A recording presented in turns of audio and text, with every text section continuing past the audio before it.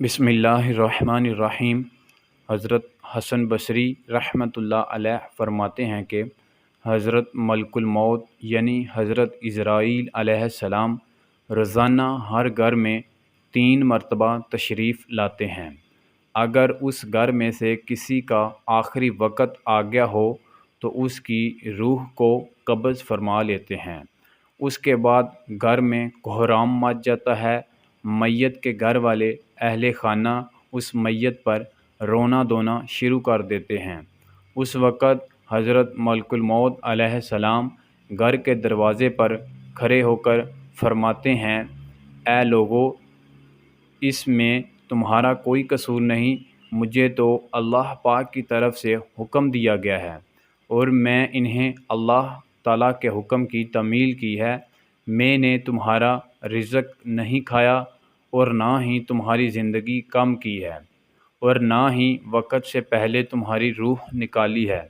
بے شک میں تمہاری طرف پھر آؤں گا، پھر آؤں گا، پھر آؤں گا، یہاں تک کہ تم میں سے کوئی بھی انسان باقی نہیں رہے گا۔ یہ وہ خطاب تھا جو حضرت ملک الموت علیہ السلام میت کے اہل خانہ سے فرماتے ہیں۔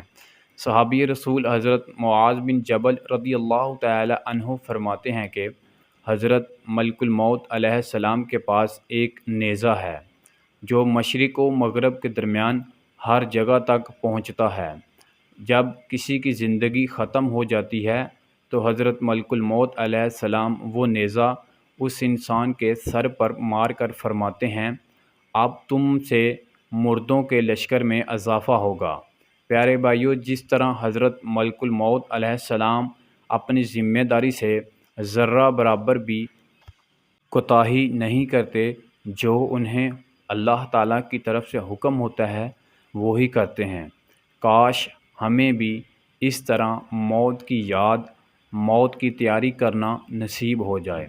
یقین جانیے، جان دینا، موت کو گلے سے لگانا کوئی آسان کام نہیں بلکہ بہت ہی مشکل کام ہے۔ ہم سب کو اس مشکل سے گزرنا ہی ہوگا، کسی صورت بھی اس سے چھٹکارا نہیں مل سکتا۔ صحابی رسول حضرت ابن عباس رضی اللہ تعالی عنہما فرماتے ہیں کہ جب اللہ تعالیٰ نے حضرت ابراہیم علیہ السلام کو اپنا خلیل یعنی دوست بنایا تو حضرت ملک الموت علیہ السلام اس بات کی خوشخبری دینے کے لیے حاضر ہوئے۔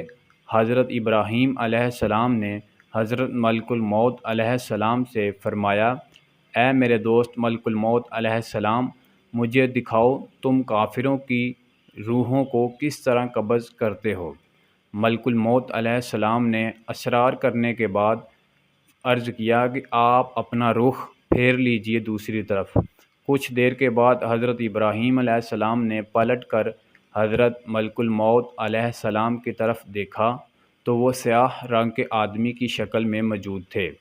ان کا سر آسمان تک پہنچ رہا تھا، ان کے منہ سے آگ کے شعلے نکل رہے تھے اور ان کے جسم کا ہر بال انسان کی صورت میں تھا جس کے منہ اور کانوں سے آگ کے شعلے نکل رہے تھے۔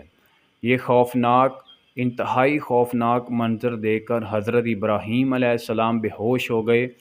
کچھ دیر کے بعد جب ہوش آیا، افاقہ ہوا تو حضرت ابراہیم علیہ السلام نے فرمایا، اے ملک الموت علیہ السلام، اگر کافر کو آپ کی یہ صورت دیکھنے کے علاوہ کوئی اور غم یا آزمائش نہ بھی پہنچے تو آپ کی صورت ہی اس کے لیے کافی ہے۔ حضرت ابراہیم علیہ السلام نے فرمایا کہ اے ملک الموت علیہ السلام، اب مجھے دکھاؤ کہ تم مومن کی روح کس طرح قبض کرتے ہو۔ حضرت عزرائیل علیہ السلام نے پھر چہرہ دوسری طرف کرنے کو عرض کیا۔ حضرت ابراہیم علیہ السلام نے اپنا چہرہ مبارک دوسری طرف پھیرا۔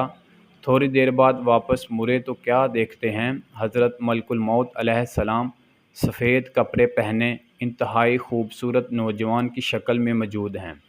حضرت ابراہیم علیہ السلام نے فرمایا، اگر مومن اپنی موت کے وقت آپ کی صورت کے علاوہ کوئی اور نہ بھی چیز دیکھے تو یہ اس کے لیے کافی ہے، کیونکہ آپ انتہائی حسین و جمیل شکل میں مومن کی روح قبض کرنے کے لیے تشریف لاتے ہیں۔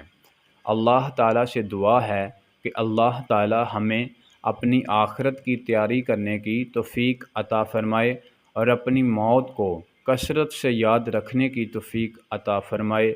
آمین بجاہ نبی الامین صلی اللہ علیہ وآلہ وبارک وسلم۔